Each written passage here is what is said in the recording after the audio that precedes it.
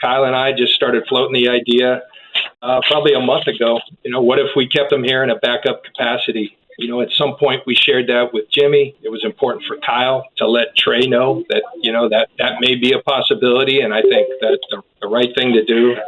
But the crux of the matter, this wasn't going to happen, and I understand it completely from Jimmy's side. He had his current contract, and they were going to exhaust every opportunity. His agents, Carter Chow and Don Yee have been doing this a long time, and they probably rightly so. I remember at one conversation, think if this were your son, you'd wait for every opportunity to collect that whole salary, and the way you do that is, a lot can happen. And so they waited it out. We waited out, but we had been in communication, and then it kind of came to fruition yesterday morning and was finished slightly after we got off the practice field.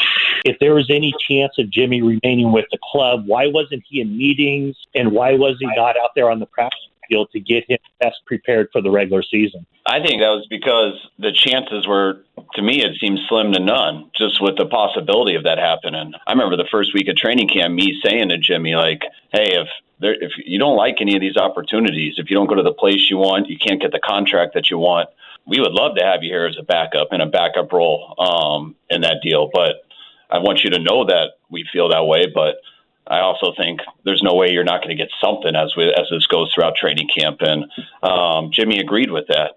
To me, it seems like everyone was just waiting for us to cut him before that so they could see how much they could get him for. But once the last Saturday preseason game happened and no one got injured, then Jimmy thought this was his best situation that he liked. And that's why we were so pumped, because it's obviously a better situation for the Niners. We love getting Jimmy back, but to have him there earlier in camp wasn't an option. I mean, we weren't going to put him out there in practice for his sake and for our sake. I mean, he was on a $24 million contract, and he was going to go somewhere else.